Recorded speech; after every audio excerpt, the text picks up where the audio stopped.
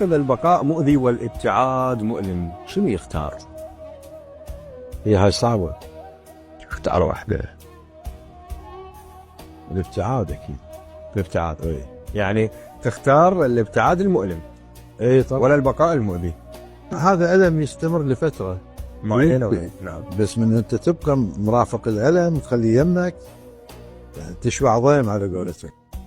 أقول أدرب علاقتنا مستحيل تدوم. زين. واعرف هي قسمة وأنت ما مقسوم.